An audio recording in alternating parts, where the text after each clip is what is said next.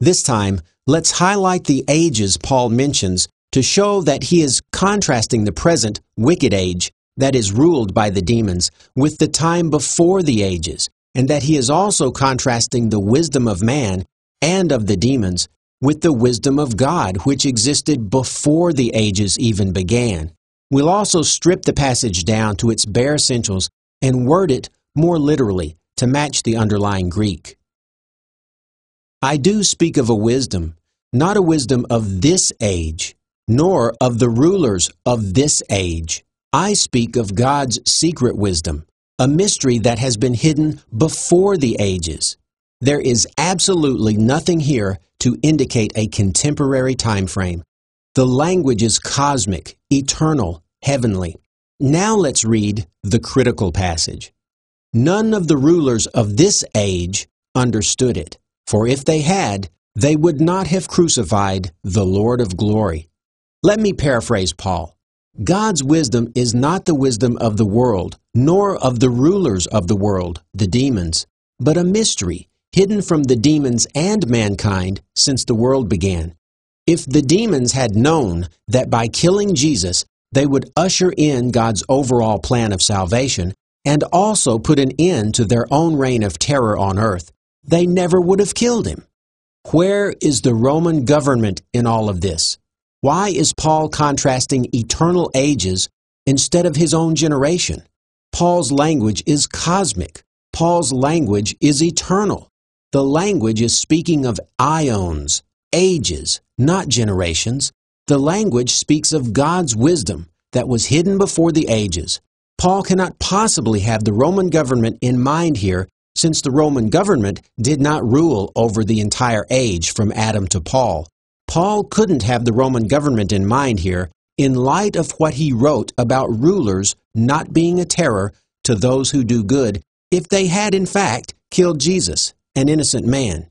Add to this the supporting verses we saw that did refer to the demons as heavenly authorities and rulers, as well as the pervasive and ubiquitous belief that demons were practically swarming the air between heaven and earth, and we can rule out the Roman government altogether.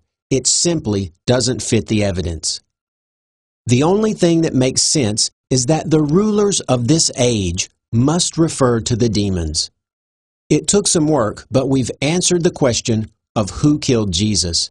The earliest Christians believed that the demons had killed Jesus at the beginning of the ages, when the world was created, and unwittingly initiated God's plan of salvation, and in so doing, sealed their own doom.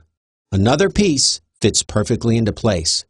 But before we move on, I do want to mention that there are two verses that, at face value, corroborate the gospel version by implicating both Pilate and the Jews for the death of Jesus. I want to simply give you the references now, but I intend to examine them both in a future video.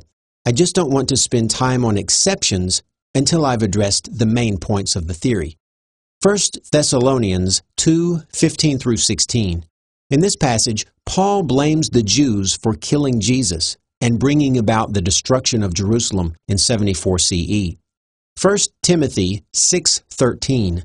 Pseudo-Paul mentions that Jesus gave the good confession before Pilate. We have just unearthed another relic of early Christianity. Paul tells us that the rulers of this age killed Jesus. This is almost the exact same verbiage we see in Ephesians. The author of Ephesians refers to the demons as the rulers of this dark age. Also, the idea of age, the idea of aion, the Greek word that means a long extended stretch of time that perhaps goes on for eternity in one direction or the other. This does not leave any room for a Roman government. The rulers of this eon, it doesn't make any sense at all. But if Jesus was killed at the beginning of time, possibly around when the world was made, by the demons, it makes perfect sense. The demons were thought to have been rulers of the age between the fall of Adam and Paul's day.